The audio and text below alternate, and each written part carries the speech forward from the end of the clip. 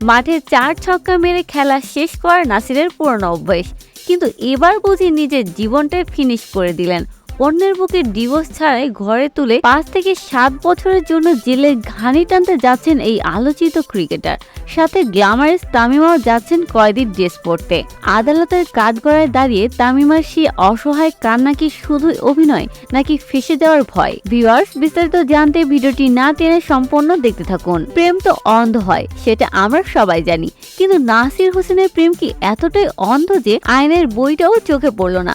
অন্যের ঘর ভেঙে নিজের বাসর সাজানোটা যতটা রোমান্টিক মনে হচ্ছিল, আদালতের কাঠগড়াটা কিন্তু ঠিক ততটাই রুক্ষ। অভিযোগটা কিন্তু পুরনো।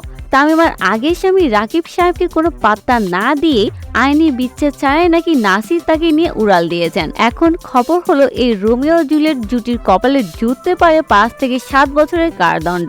গতকাল ঢাকার আদালতে গিয়ে তামিমা সুলতানা তো একদম সতী সাবিত্রী ইমেজ নিয়ে হাজির। তিনি দাবি করেছেন তিনি নাকি একদম নিরপরাধ।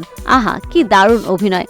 আদালতের কাছে ন্যায় বিচারও চেয়েছেন, কিন্তু প্রশ্ন হলো, বিয়ের কাবিননামা আর ডিভোর্সের কাগজ কি সিনেমার স্ক্রিপ্টের মতো পাল্টানো যায়? নাসির ভাই, জাতীয় দলে জায়গা নেই, ব্যাটের রান নেই, এখন কি তবে জেলখানায় গিয়ে ডাল ভাত খাওয়ার প্রস্তুতি নিচ্ছেন? আইন কিন্তু কারো ঘরের খবর রাখে না, আইন দেখে শুধু কাগজের দলিল। আর সেখানে যদি একবার গোলমাল ধরা পড়ে, তবে কিন্তু নাসির তামিমার এই লাভ স্টোরি ক্লাইম্যাক্স হবে জেলখানার 4 দেয়ালের ভেতরে। তো ভিউয়ার্স, এখন প্রশ্ন আপনাদের কাছে, নাসির কি জানতেন না তামিমার ডিভোর্স হয়নি, নাকি সব জেনেও লাকি 7 হতে চেয়েছিলেন?